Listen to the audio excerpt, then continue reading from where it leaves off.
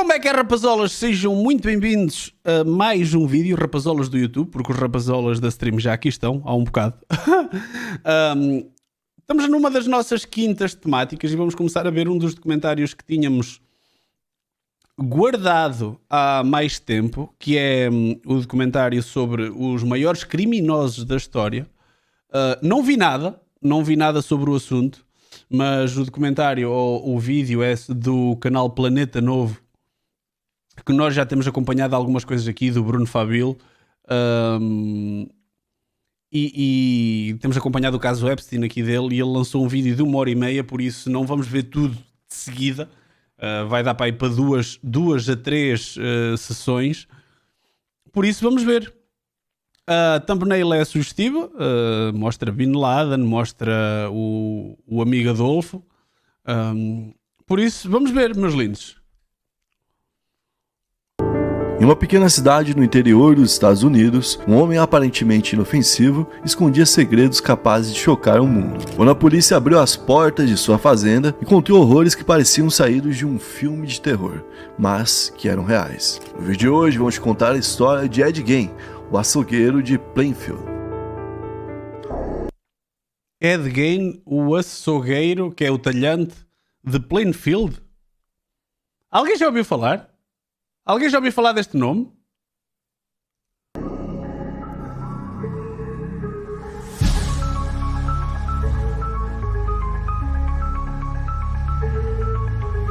Foda-se, grande intro.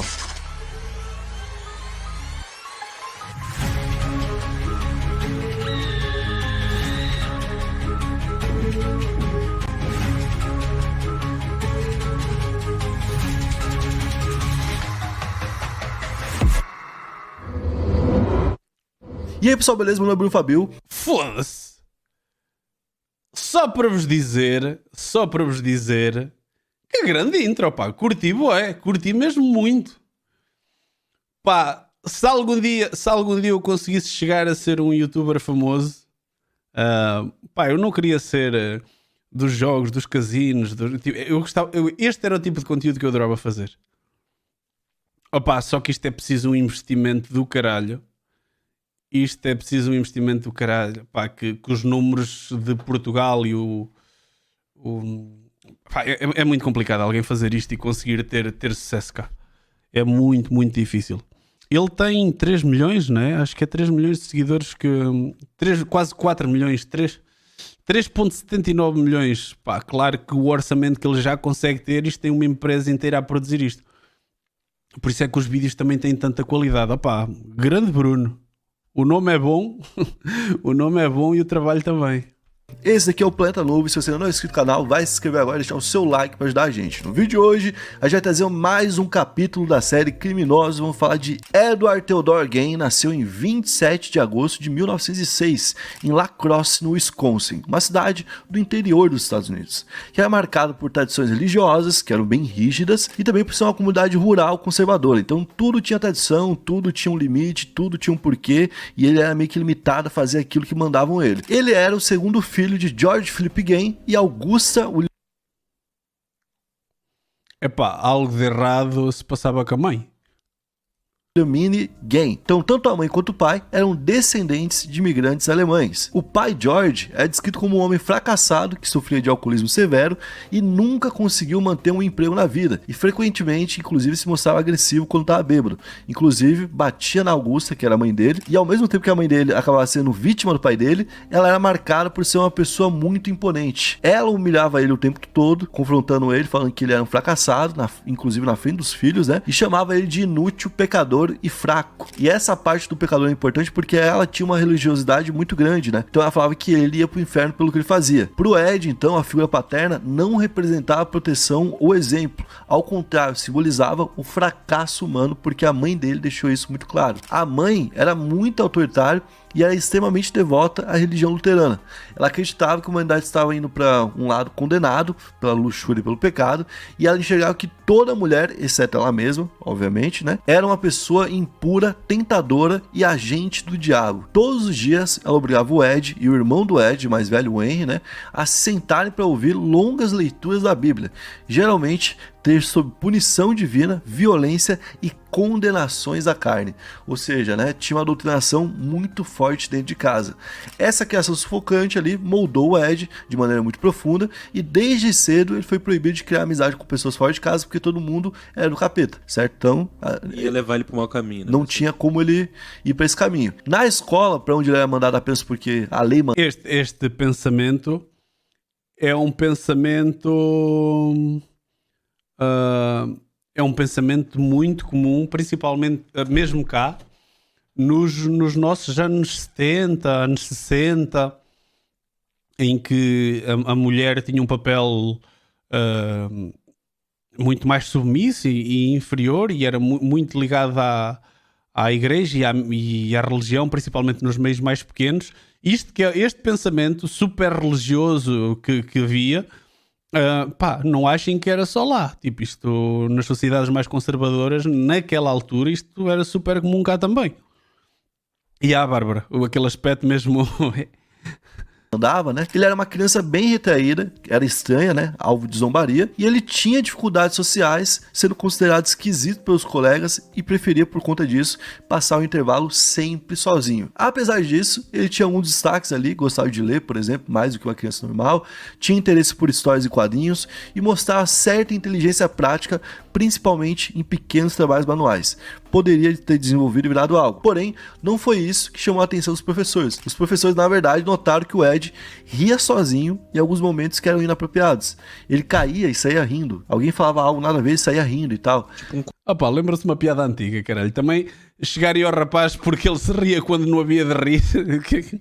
Coringa, assim. Meio que um coringa, assim. Ele parecia perdido em pensamento, então, e tinha inclusive uma fixação em comum pela mãe. Tudo que desse, ele incluía a mãe na resposta. E os professores chamaram a mãe para poder falar disso e a mãe meio que cagou pra isso, né? Em 1914, quando o Ed tinha apenas 8 anos, a família se mudou então para uma fazenda de mais de 190 acres em Plainfield, no Wisconsin. O local era extremamente isolado. A partir do momento em que ele está nesta fase de crescimento e que a mãe lhe diz que o mundo lá fora é tudo...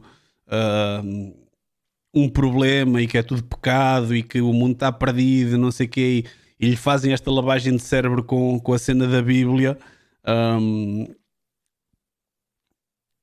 é óbvio que fica ali uma adoração, que a mãe é o único ser puro que existe. É claro que fica ali uma adoração pela mãe, que aquilo pode dar cocó à frente. Sem vizinhos próximos, sem energia elétrica e cercado apenas por campos e florestas. Você imagina onde o moleque foi morar com essa mãe maluca, né? Na fazenda, a vida dele se resumia em trabalho duro e companhia da mãe. Como ela era a única pessoa que ele via durante toda a vida, ela não era apenas a mãe dele. Ela era guia espiritual, porque falava o que era certo ou não, quem ia pro inferno e quem não ia, né? Figura de autoridade e pra ele a única mulher pura que existia, porque a mãe ensinou ele assim. Então em 1940, George, o pai alcoólatra dele, né, acabou morrendo, deixando os filhos sob domínio total da Augusta, e o Henry, que era mais velho que ele, começou a se rebelar. Ele questionou sobre a dependência exagerada dele, né? Falou, pô, olha o tanto que você precisa da mãe, ela é muito estranha, né? Olha tudo que ela faz de errado e tal. Tanto que ela manipula, né, a gente e tal. Pois é, né? E o Henry trabalhava fora, por exemplo, ele mantinha contato com outras pessoas, e em alguns momentos ele chegou até a ter relacionamentos amorosos, algo que a Augusta considerava impuro, e inclusive falava isso direto pro Ed, né? Ó, seu irmão é impuro, porque ele faz isso, isso e isso. E o Henry, então, via ali o Ed como uma pessoa frágil que obedecia a tudo que a mãe fazia, e humilhava o Ed. Ficava falando, pô, você é um frouxo, né? Você deixa a mãe fazer o que quiser contigo, não sei o que, tal. E aí, do nada, o Henry tem uma morte muito suspeita. No dia 16 de maio de 1944, os dois irmãos foram chamados para poder apagar um incêndio em uma área de pântano dentro da fazenda, e eles passaram horas lutando contra as chamas quando o fogo foi finalmente controlado. Então o Ed apareceu na delegacia local, dizendo que ele havia perdido o irmão e não conseguia encontrá-lo. A busca começou e imediatamente foi todo mundo lá então pro local que tinha pegado fogo. Curiosamente, o Ed conduziu os policiais diretamente até o corpo do Henry. Tipo assim, não procurou nada, só foi lá direto até o corpo. Eu acho que tá aqui por aqui.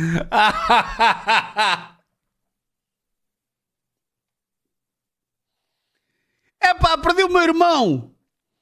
Então, caralho, o miúdo, não sei o que, vamos procurar. Eu acho que ele está para ali. Olha, não é que está mesmo. Eia bem, que psicopata que nós temos aqui, com caralho. Pois é. E o Henry tá deitado de bruços em uma área que não tinha sido atingida pelo fogo. ou seja, não tinha sido queimado. E o detalhe mais estranho ainda é que o corpo não apresentava sinais de queimadura, mas sim hematomas na cabeça, como se tivesse sido agredido na cabeça. O fogo mandou-lhe uma paulada. Né? Apesar disso, por conta da várzea que era naquela época, né, o mundo, a morte foi registrada oficialmente como asfixia acidental devido à fumaça do incêndio. E era cidade pequena também, né? Porra, Do Wisconsin, meu Deus. E nenhuma investigação profunda foi feita, mas, obviamente, o Ed deve ter feito isso aqui. Né? No ano seguinte, em 45, a Augusta sofreu um derrame cerebral, ficou debilitada, o Ed passou a cuidar dela de uma forma ali obsessiva, e quando ela parecia estar se recuperando, ela sofreu um segundo derrame e morreu em 29 de dezembro de 45, aos 67 anos. Pro Ed, essa aqui foi a pior página da vida dele, né? E ele virou um cara completamente doente quando a mãe dele morreu, cara. Vocês não têm ideia porque, por exemplo, ele manteve praticamente toda a casa intacta. A mãe tinha uma cozinha e tinha uma outra cozinha. Então a cozinha que a mãe cozinhava, ele nunca mais mexeu. Ele deixou do jeito que tava, certo? O quarto da mãe, ele deixou do jeito que tava. O banheiro que a mãe usava, ele deixou do jeito que tava. Tudo ficou do jeito que tava. E aí tinha uma pequena cozinha e um lugar que ele dormia, que eram 2 cômodos que ele usava na casa. O resto ficou intacto pra sempre. Ficou tudo empoeirado, mas estava lá, intocado. E a parte que ele vivia era cheia de embalagem, de lixo, roupa. Epá, e haver registros disto é do caralho. Não sei se isto é feito, se é inteligência artificial ou caralho. Pá, mas se isto é um registro... Se isto é um registro real, foda-se. Roupa suja, verme, rato, barata, tava nojento porque o cara tava de fato, tipo assim, abandonado numa depressão profunda. E sem a Augusta, ele buscava de alguma forma tentar trazer a mãe dele de volta. E ele ficou pensando, como que ele podia fazer isso? Pô, como que eu posso sentir minha mãe por aqui? E ele acreditava que podia recriar a presença da mãe se transformando em uma mulher, mais especificamente se transformando na própria mãe. Foi daí então que surgiu sua obsessão em criar um traje, uma roupa que ele fosse vestir, que fosse feito de pele feminina. Olha que doideira. E ele começou a frequentar cemitérios durante a noite e...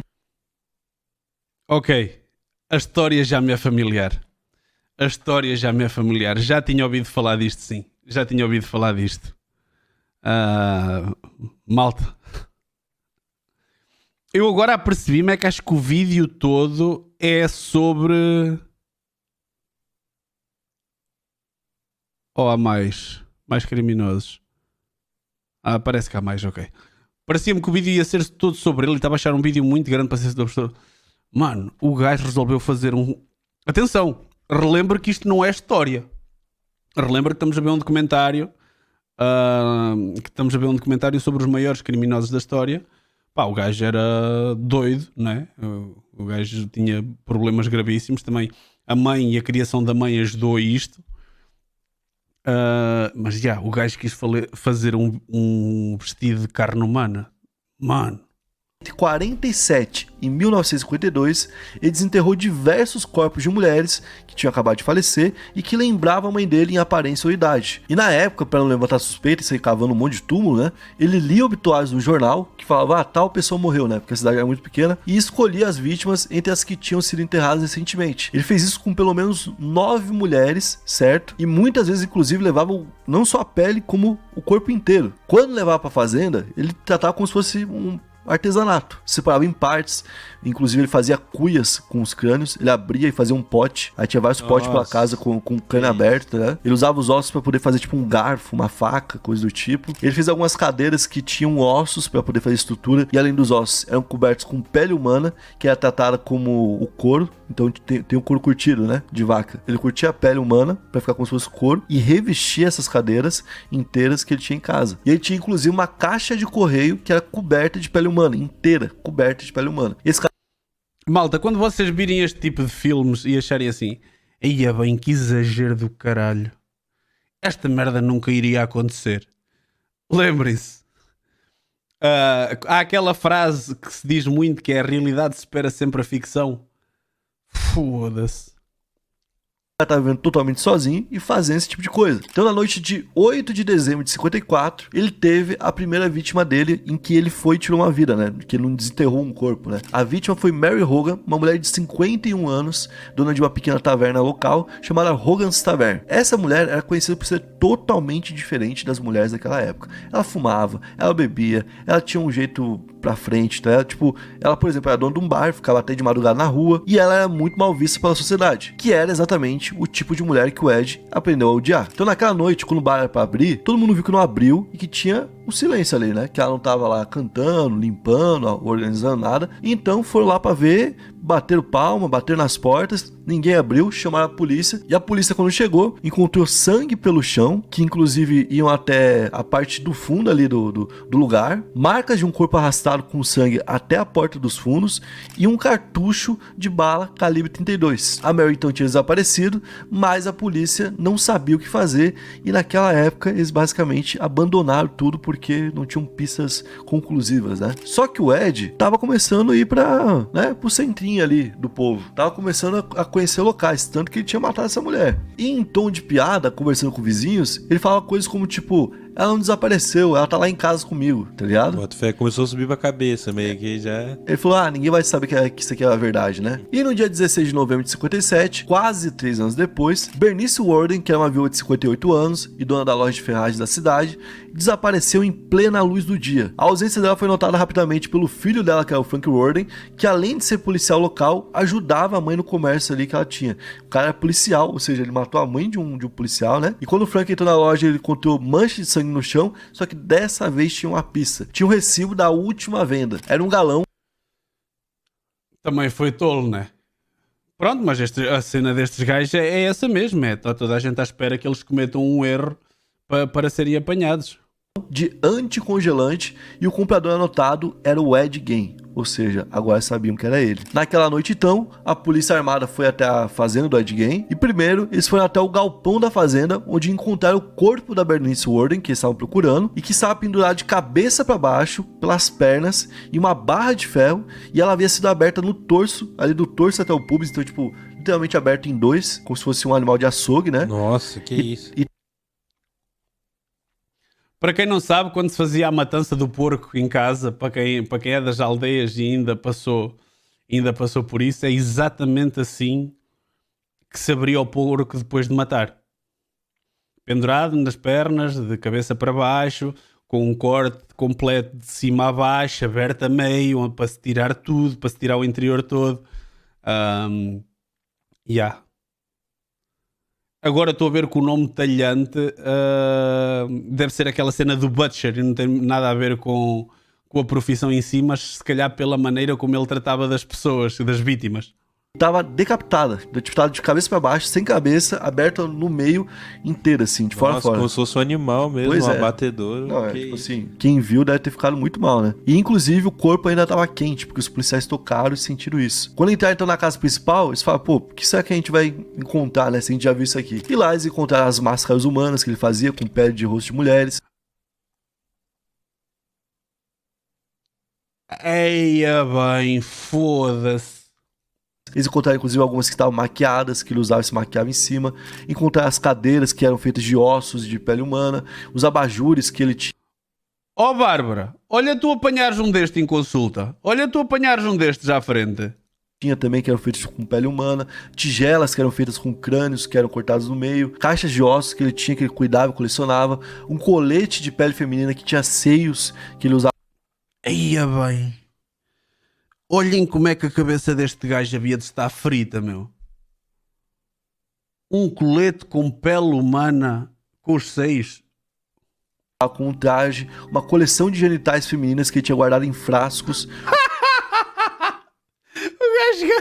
O gajo guardou a genitália feminina, porque estamos num canal sério, em frascos, meu. Foda-se, que doente. Um cinturão feito com mamilos humanos, cabeças preservadas, que ele tinha lá várias, inclusive da Mary Hogan, que tinha desaparecido em 54, máscaras faciais penduradas na parede. Mano, para além disso, imaginem a polícia a entrar nesta casa, meu. Imaginem a polícia a dar-se... Pá, ok... Um polícia quando tem que lidar com um assassinato, com um homicídio, pá, até mesmo quando alguém tira a própria vida, etc., há de ser já sempre alguma cena pesada, e acredito que os anos de experiência vai gostando cada vez menos, mas há de ser sempre pesado. Mas quando de repente te aparece uma merda assim... Foda-se, eles devem ficar chocados. Eu ainda agora estou a ouvir o podcast do Observador sobre a morte do Carlos Castro. A maior parte da malta que está aí deve saber, o jornalista famoso que foi morto pelo suposto namorado, Renato Seabra, em Nova York, que era um modelo de 21 anos e o senhor tinha tipo 60 e tal, ou caralho, 70 e tal, que o gajo lhe cortou os tintins com saca-rolhas, que durante a altura se falou imenso disso.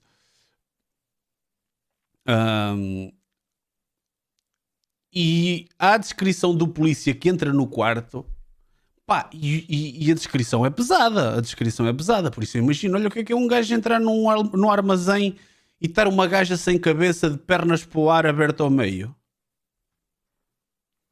Tu, por muito bem preparado que estejas,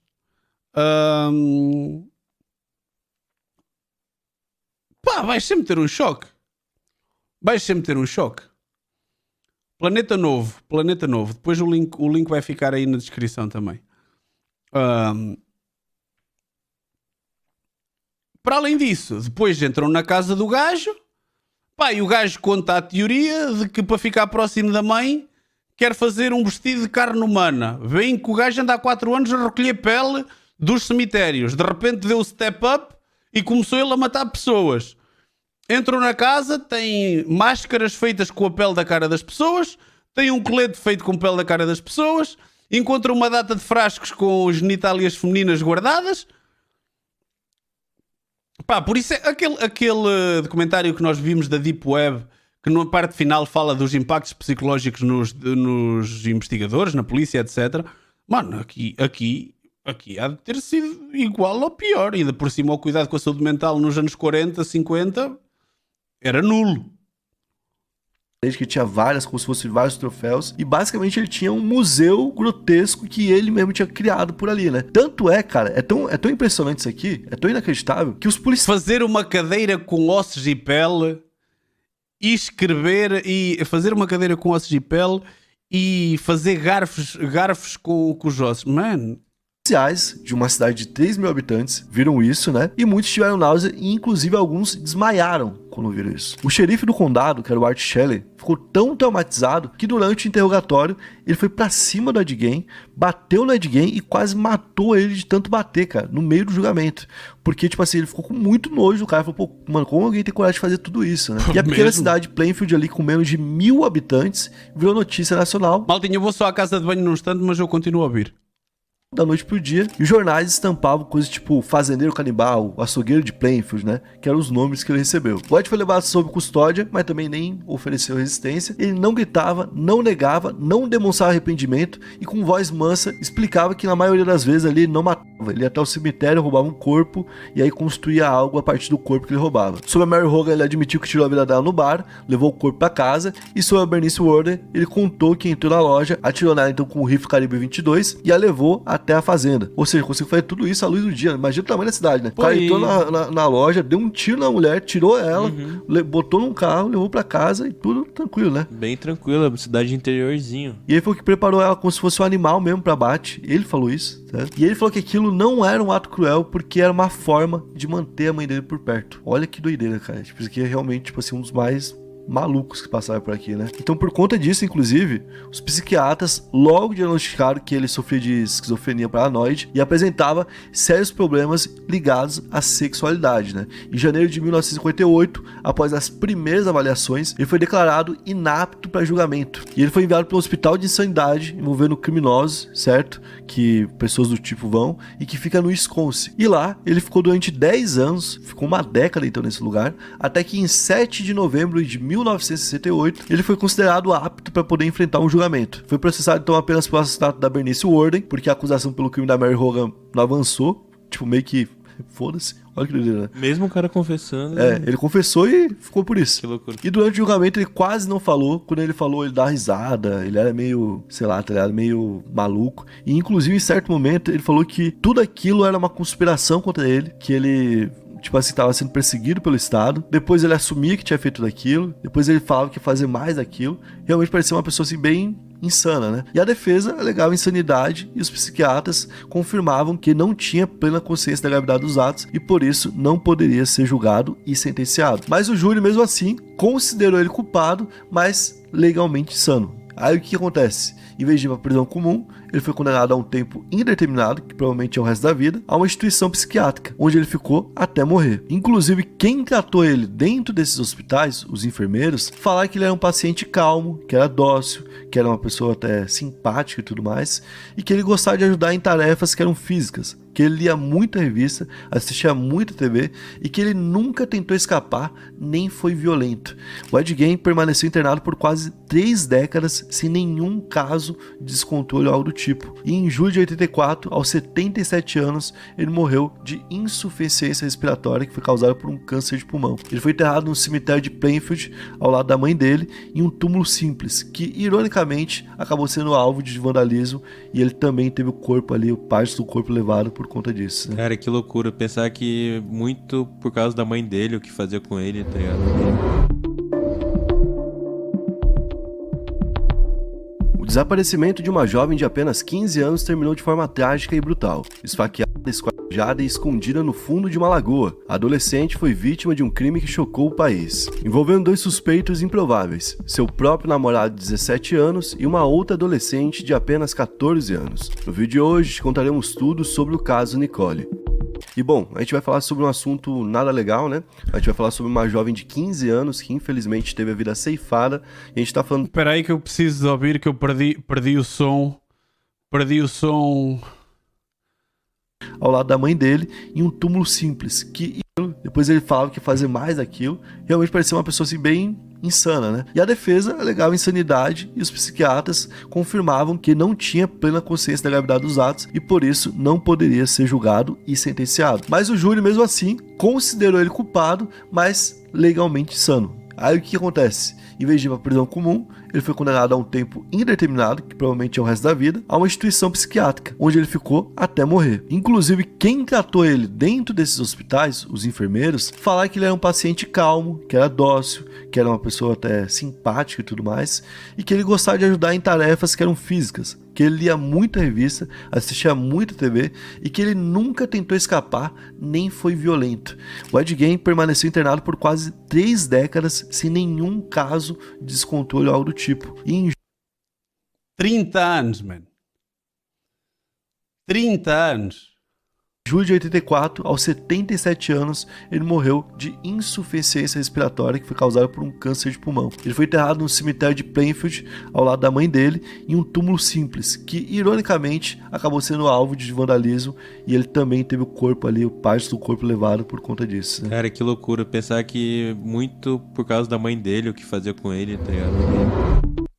Esta história já chegou a ser inspiração para alguns filmes de terror. E se não me falha a memória, não me quero estar a enganar, mas tenho quase a certeza que foi Yuki Bazumi, muito obrigado por 5 meses. Obrigado, minha linda.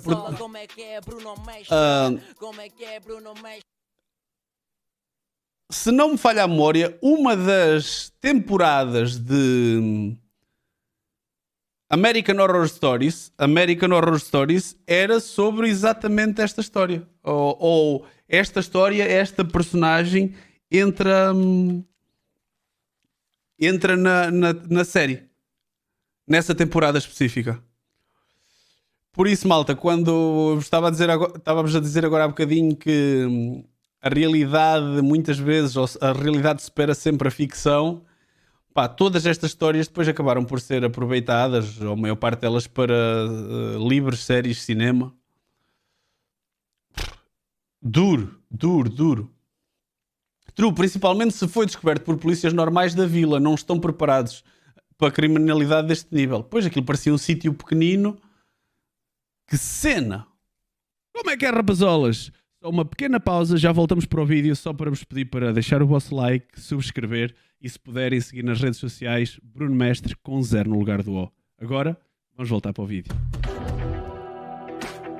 Marcos William Erbas Camacho. Mas meter aquilo, volto a dizer, meter aquele crime aqui é forçado, é forçado. O Marcola nasceu em 1968, no bairro Vila Yolanda, periferia de Osasco, São Paulo. Sua mãe, brasileira, faleceu afogada quando ele tinha apenas 9 anos. Seu pai, que era boliviano, era ausente e Marcola infelizmente nem o conheceu. Sem apoio familiar, apenas com uma tia o ajudando, ele foi empurrado para a vida das ruas na região da Sé, em São Paulo, e começou então a cometer pequenos furtos ainda nessa idade, principalmente roubando carteiras na Baixada do Glicério, na capital. Foi nesse ambiente também que nasceu o apelido Marcola, referência ao uso de cola que na época era muito utilizada pelos jovens para matar a fome. Marcola largou a escola no 5º ano do ensino fundamental. A cola era usada para matar a fome, não percebi.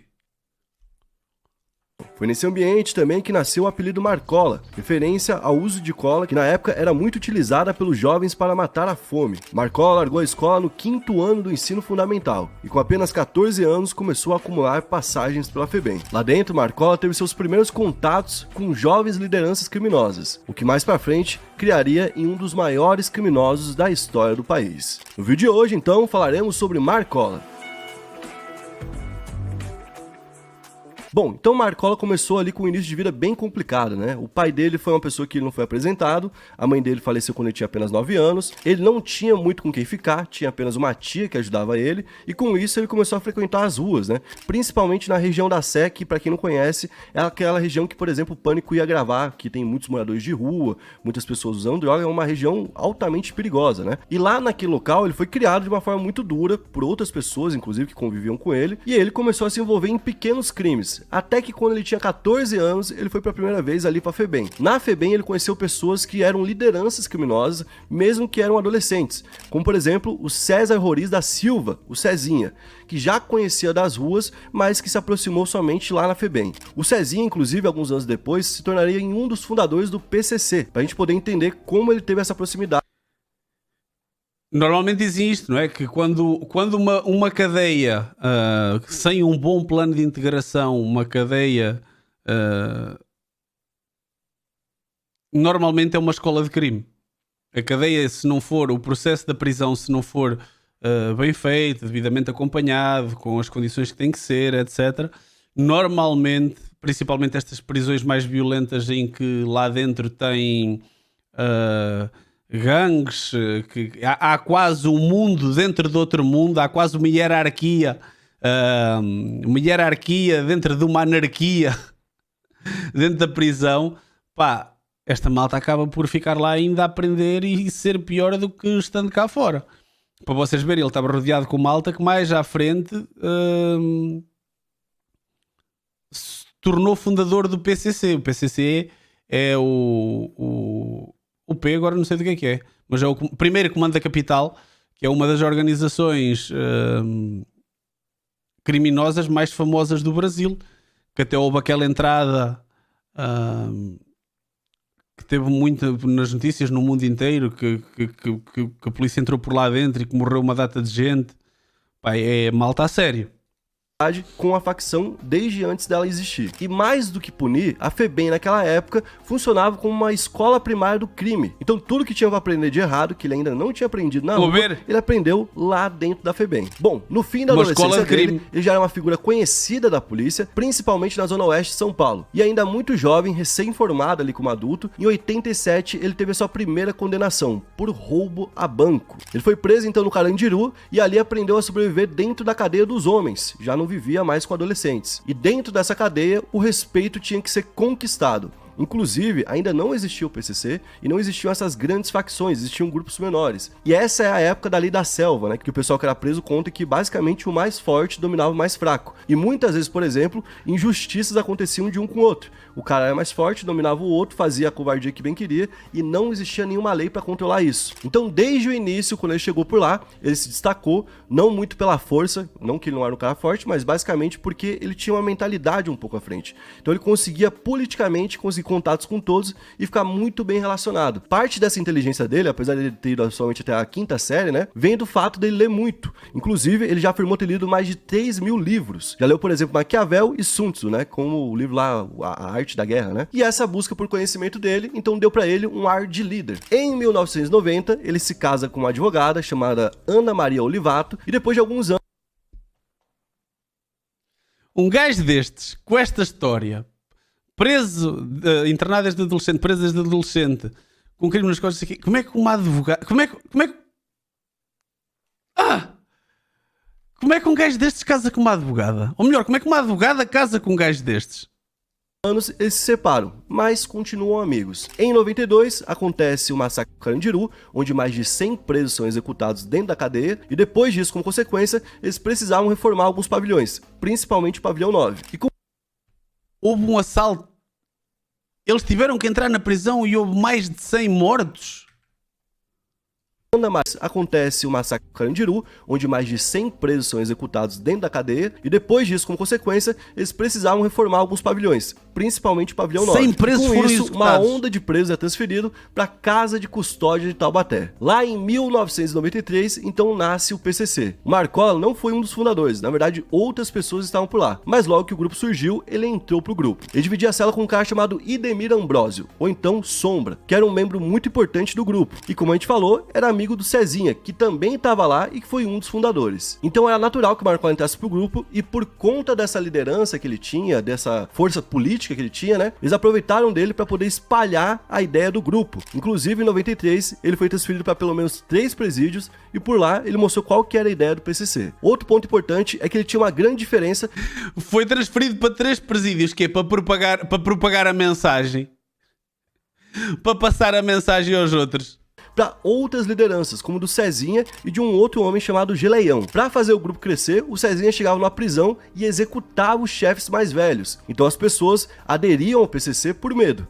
Já o Marcola tinha outro estilo, começando o papo e falava dos direitos dos presos e como a cadeia ia ficar mais organizada. Nessa época, por enquanto, o grupo ainda era muito pequeno comparado com o que é hoje e não tinha o poder financeiro e nem a estrutura que tem hoje. E no ano de 1997, o Marcola consegue uma fuga e sai da cadeia. Um ano depois, ele e o irmão dele, o Marcolinha, roubaram 15 milhões da Transpev, uma empresa dessas de transferência de valor que usa ali carros fortes. Os assaltantes então alugaram uma casa no mesmo condomínio do coordenador da empresa.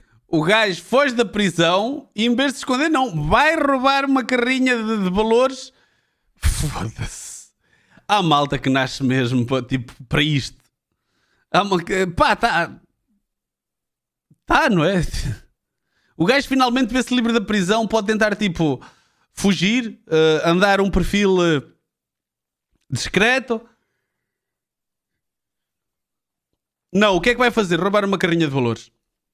E ele e outros membros da família acabaram sendo sequestrados e levados para um cativeiro. E a mesma coisa foi feita então com o encarregado de segurança da empresa. Então durante o sequestro desses dois, eles foram levados para a Transpev e foram obrigados a facilitar a entrada dos assaltantes por lá. Quando eles chegaram no local, foi mostrado que os caras estavam com um refém e os seguranças foram obrigados a entregar os malotes de dinheiro pro Marcola e pro irmão dele. Depois que ele fez esse assalto, que ele fez muito dinheiro, 15 milhões naquela época, era um negócio assim absurdo, né? Marcola foi morar no Paraguai e um tempo depois ele volta ao Brasil para poder visitar o irmão dele, mas acaba sendo preso novamente. E desde então, ele nunca mais saiu da cadeia. Quando ele vai para o Paraguai, inclusive, nessa época ele descobre que existem grandes rotas de venda de produtos ilegais, que é o fumo, o pó, essas coisas do tipo, né? E ele faz alguns contatos por lá. Então ele volta pra cadeia, volta com aquele ar de liderança que ele tinha, e em 2001 ele participa de um momento muito importante para São Paulo. Até então, o governo de São Paulo falava que o PCC não existia, que era uma invenção da mídia, que esse grupo não tinha poder, e inclusive que não existia, basicamente, né? Então tanto Marcola quanto outros líderes organizaram uma rebelião que parou 29 presídios de São Paulo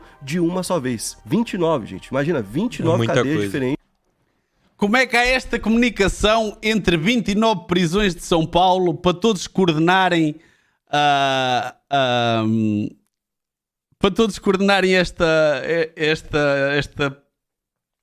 manifestação, pá? com aqueles... Tem até uma foto clássica, né? Que tem um cartaz que o cara desenrola assim e tá escrito gigantesco, PCC, né? A intenção era demonstrar que o grupo existia e que tinha muito poder. E depois disso, naquela época, o Marcola passou a ser considerado como o maior líder do comando. Foi por conta disso, inclusive, que ele foi retirado de São Paulo e mandado pro Rio Grande do Sul e depois pra Brasília. E como a gente falou, ele não era um dos fundadores, mas ele já tava com tanta moral que tava até com mais moral do que os caras. E foi bem nessa época que surgiu um racha dentro da facção. Em 2002, o grupo teve um desentendimento sobre qual caminho seguir. Enquanto o Geleião e o Cezinha queriam um confronto mais direto com o Estado e queriam de fato criar um pânico no Brasil, o Marcola queria um controle mais silencioso. Inclusive, um dos planos do Cezinha e do Geleião era explodir um carro-bomba dentro do prédio da Bovespa em São Paulo. Que imagina, né? Ia ser uma loucura. O tamanho da merda que os caras iam fazer, porque eles iam se meter literalmente com uma galera muito poderosa. O Marcola percebeu isso e falou, mano, se a gente fizer isso, a gente vai atrair muita atenção, esses caras têm poder político, a política tem poder sobre a polícia vai acabar com o nosso grupo. Então, não vamos fazer isso. Vamos agir de uma forma mais discreta, né? E na época, apesar de ter essa divisão ali, né? O Cezinho e o Geleião fizeram o que acreditavam. E foram em frente com alguns ataques e tiraram vida de pessoas que eles consideravam importantes. E logo depois disso, surge um momento de ruptura muito importante e muito grave. Isso porque membros do grupo executaram a Ana Olivato, a ex-esposa do Marcola, e os mandantes foram justamente o Cezinha e o Geleião. Por que eles mandaram? Eia bem, ele separou-se da mulher, que era advogada, pelos vistos tranquilo, ficaram amigos, e os gajos que ele recusava seguir a metodologia dentro do PCC, ressabiados, mataram-lhe a mulher. A ex-mulher, é que ela já nem estava com ele. Executar a mulher de um cara que tinha tanto poder assim dentro do PCC, né? Que era o grupo deles, inclusive. Porque eles estavam desconfiados de que o Marcola, de alguma forma, poderia passar informações pra polícia justamente para tentar brecar eles, de fazer algum ataque que pudesse acabar com o PCC. Só que na época não ficou comprovado de nenhuma forma que ele tenha feito isso, e a execução da ex-esposa do Marcola revoltou não somente ele, como outros membros do PCC. Então, tanto o Cezinha quanto o Geleião foram expulsos do grupo. E naquela época, oficialmente, ele se tornou na maior liderança dentro do PCC.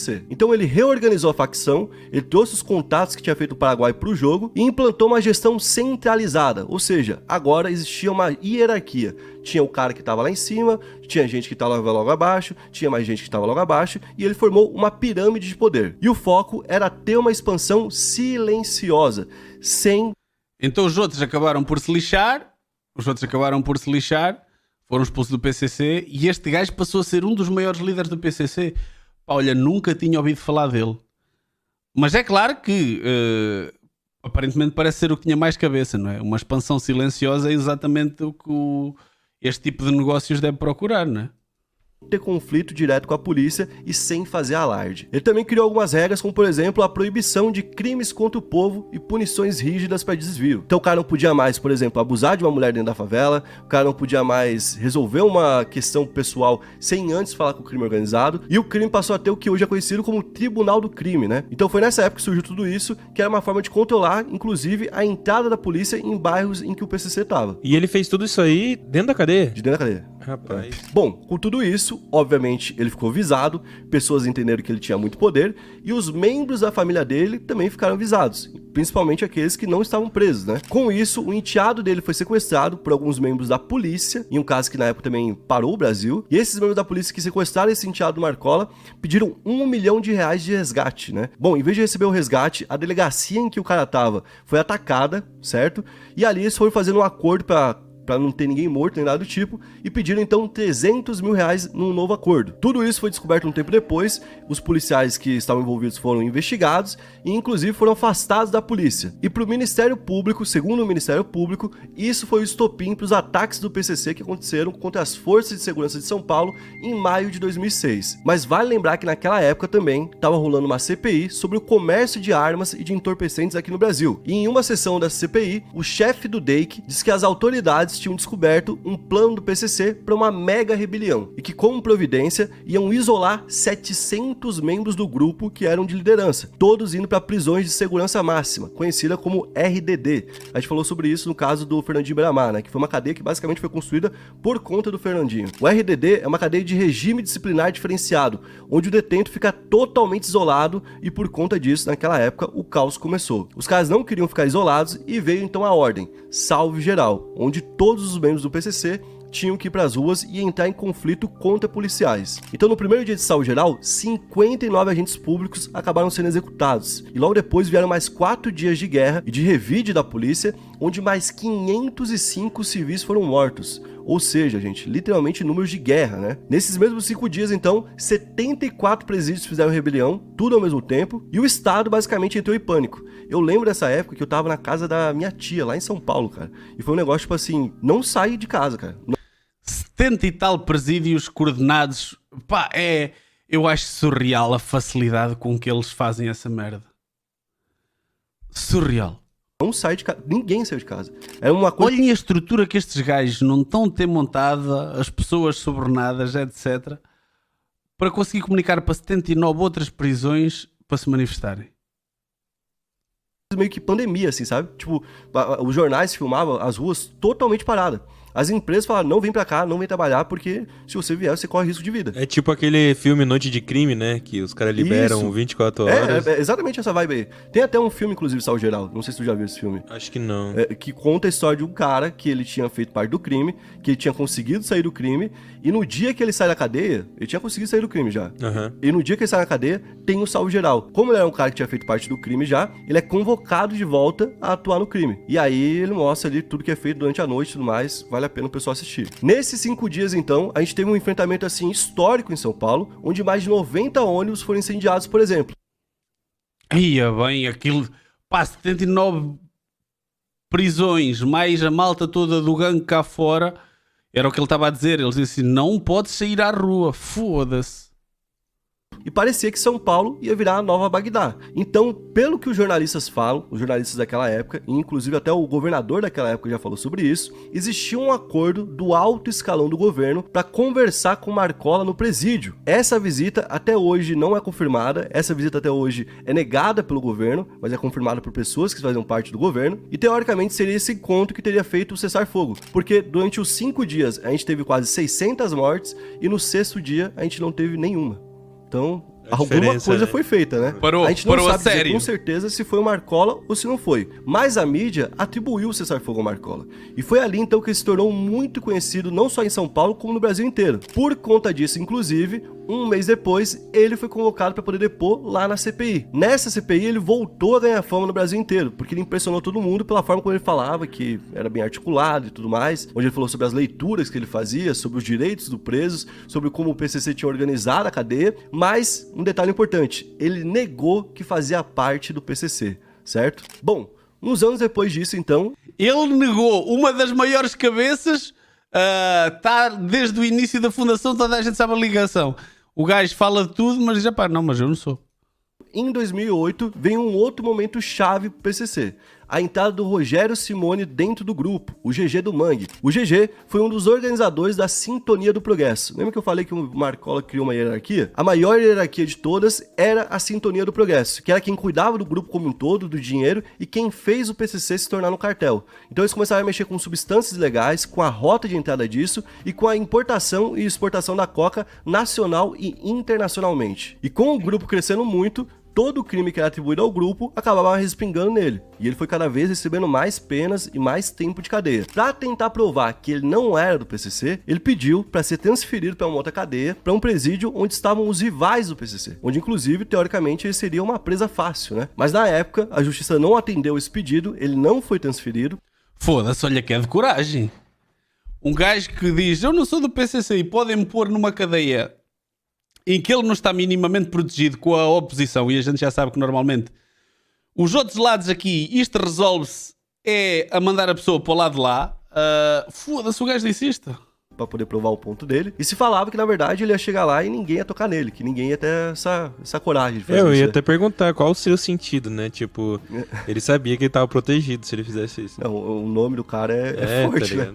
Isso é louco. E depois desse movimento dele, ele passou a rodar de RDD em RDD, onde, inclusive, como ele fica isolado, ele foi perdendo um pouco da influência dele sobre o que acontecia aqui na rua. Até por isso, inclusive, o Marcola foi envolvido em vários planos de fuga. Em 2014, por exemplo, membros da facção fizeram um curso de pilotagem para tentar tirá-lo do presídio de Presidente Venceslau. Ou seja, os caras estavam aprendendo a usar helicóptero e avião para poder fazer isso. Só que o plano foi descoberto pela polícia antes mesmo de acontecer e acabou não entrando em prática. Em 2018, Olhem para o nível disto.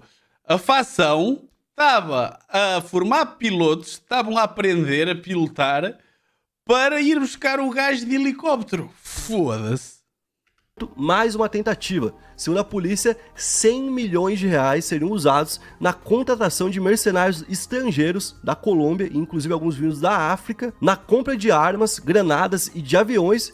Tudo isso para poder libertar o Marcola e mais 14 presos da alta cúpula. Mas esse plano também foi descoberto antes de acontecer. E em 2022, ele foi enviado então para o Presídio Federal de Porto Velho, em Rondônia. Tudo isso, pessoal, é uma forma de tentar tirar ele de locais onde a facção dele tem poder, certo? Então ele vai para um local mais isolado, um local onde essa facção tem menos poder, justamente para que fique mais difícil de ter um plano de fuga para ele. Só que naquele ano, mesmo assim, acabou tendo um outro plano de fuga, agora envolvendo 60 milhões de reais, e o plano basicamente era sequestrar um monte de pessoa influente para poder exigir a liberação do Marcola. Mas de novo, a polícia acabou descobrindo o plano antes de ser executado. A polícia tava ligeira, né? Cara, com o Marcola não dá pra dar a touca também, né? Pois é, né, mano? Tipo, aqui mostra que a PF, principalmente, e a Polícia Civil são, tipo assim, são bem organizados no Brasil, né? Sim, E na época, esse tanto de plano de fuga, mal sucedido, inclusive, virou um problema dentro da facção, porque algumas pessoas ficaram incomodadas e se sentiram preteridos, né? Falando, por que tanto plano pro Marcola e nenhum pra mim?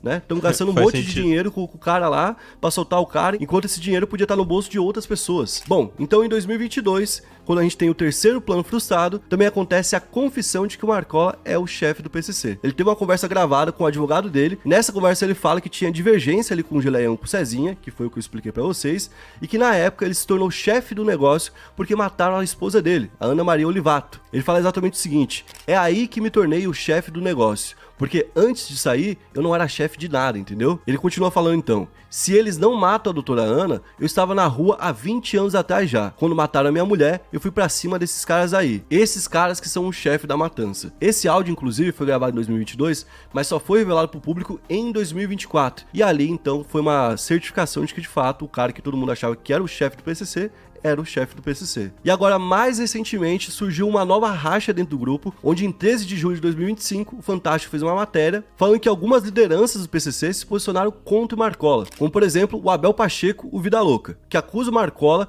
de ter entregado o Roberto Soriano, conhecido como Tiriça, depois de ouvir um áudio do Marcola falando sobre o Tiriça. Basicamente, para poder resumir isso aqui, o Tiriça estava envolvido numa investigação policial sobre alguns policiais penais que foram executados, e o Marcola foi gravado sem autorização e sem saber que estava sendo gravado, falando com um policial penal. Nessa gravação que ele fala com o policial penal, dá a entender que o policial estava falando que ele era o responsável pelas mortes, certo? E o Marcola fala que não é um psicopata, e ele fala: eu não sou um psicopata desse igual o Soriano fez.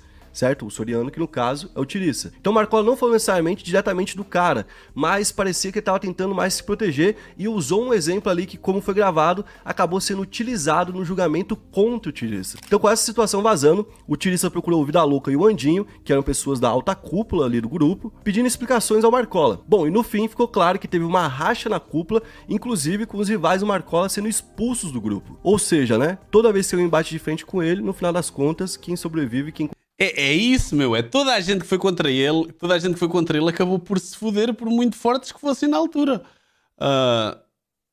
O gajo ainda é o líder do PCC ou ele já morreu? Pá, depois o que me choca aqui é o à vontade, não é? E como é que se consegue viver neste mundo em que tu estás preso a maior parte da tua vida, tens malta a querer vir-te buscar de helicóptero, tu consegues comunicar para fora e metes 40 e tal pontos de cidade a arder. Tipo, viver neste ritmo há de ser uma cena também, tipo, foda-se. Depois, não te chega só as guerras que tu tens e os cuidados que tu tens de ter com a polícia cá fora. Tens de ter cuidado com os gajos que estão a seguir a ti na hierarquia de te quererem fazer a folha. Pá, cansado.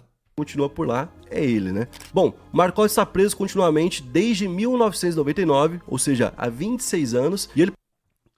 O gajo é o líder desta merda toda. O gajo continua a mandar nas cenas cá para fora e está preso desde 99, malta.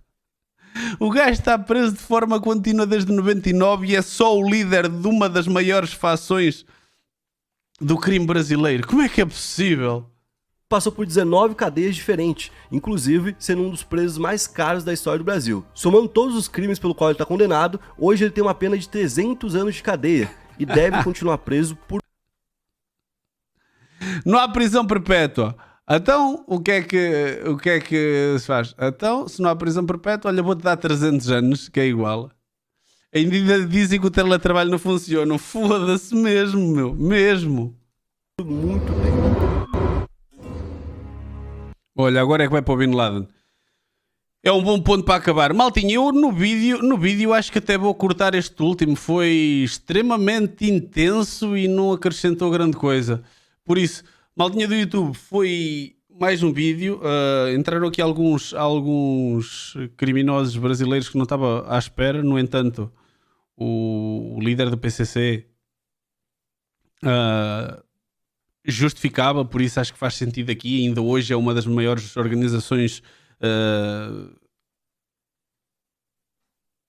de crime no Brasil. Epá, e o gajo estar há 20 e tal anos a controlar o que se passa a partir da cadeia é só tipo surreal mesmo, é só surreal.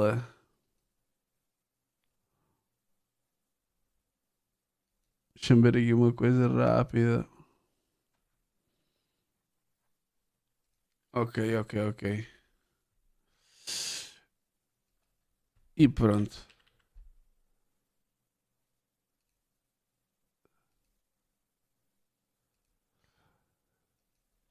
Bem, maltinha do YouTube, fiquem até o próximo vídeo. Vamos acabar de ver este vídeo. Já só falta aqui meia horinha. E o próximo corte já vai dar para vermos tudo, provavelmente segunda-feira. E vamos querer ver também a última reportagem que saiu na SIC sobre vidas em jogo, o vício que está a destruir a vida de famílias, vício em jogos de casino. Segunda-feira é este o nosso plano de festas. Como é que é, rapazolas? Chegaram até ao fim? Por favor, subscrevam, deixem o vosso like e sigam Bruno Mestre com 0 no lugar do O em todas as redes sociais. Para vocês não custa nada, para nós é uma grande ajuda. Até ao próximo vídeo.